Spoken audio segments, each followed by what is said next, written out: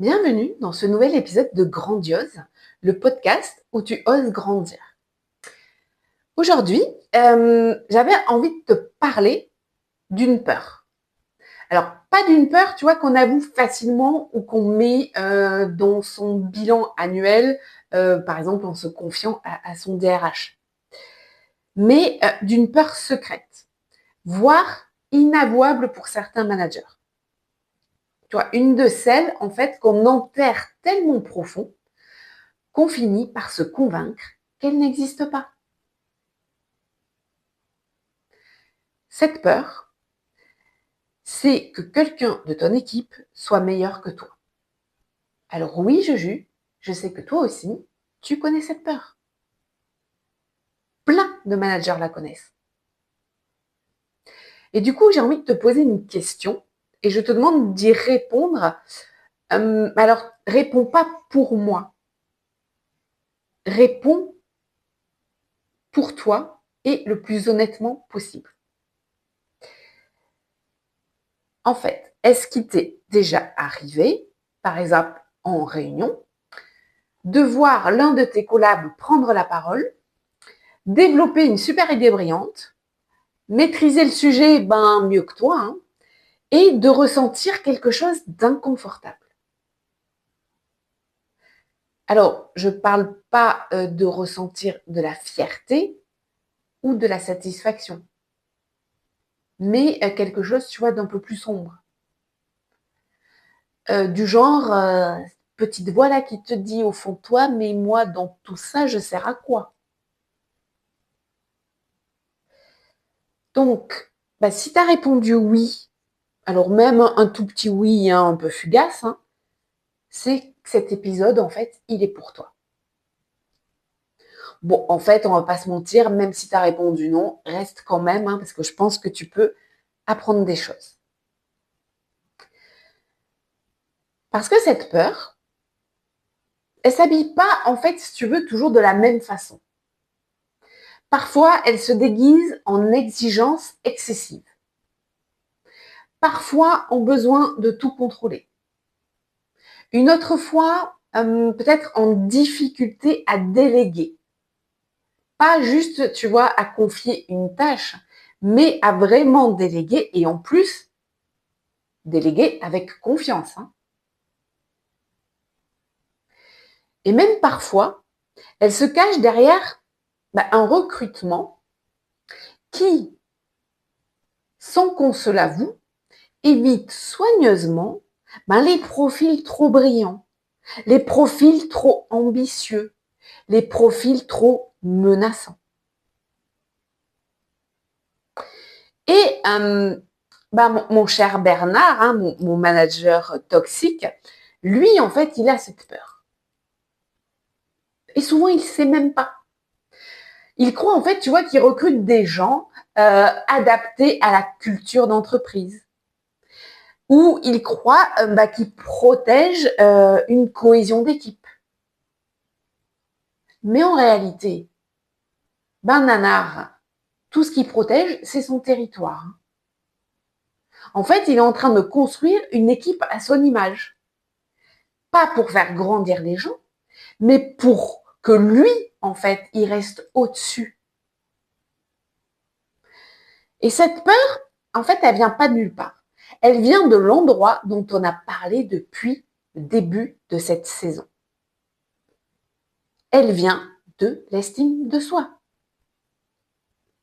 Parce qu'un manager dont l'estime de soi, justement, repose sur sa position, sur le fait d'être le plus compétent, d'être le plus légitime, d'être celui qu'on consulte et sans que rien ne se décide. En fait, ce manager-là, il est en danger permanent et pour moi, c'est un danger permanent aussi. Parce que, en fait, sa valeur, elle est juste externe. Elle dépend de ce que les autres lui renvoient.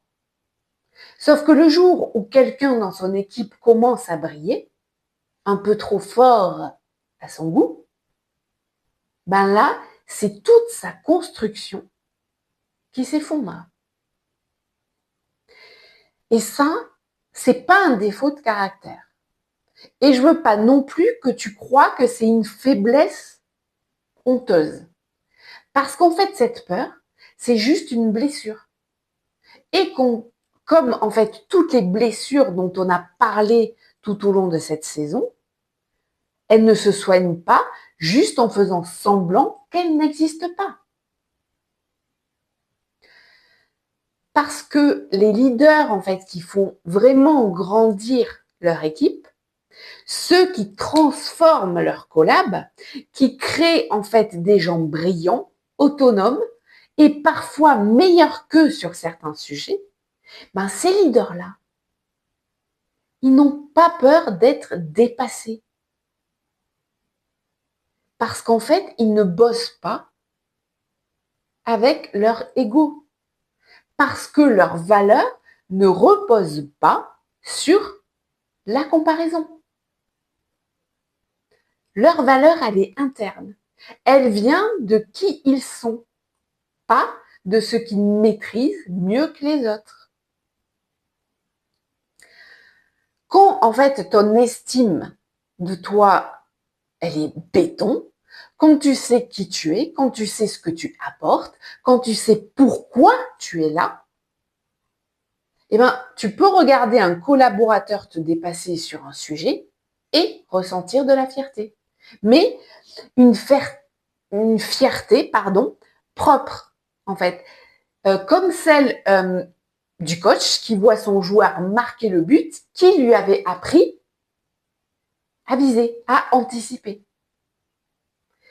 Et ce retournement-là, c'est l'un des signes les plus puissants d'un leadership qui a mûri. Alors, c'est peut-être pas le plus visible, c'est peut-être pas le plus spectaculaire, mais c'est l'un des plus profonds.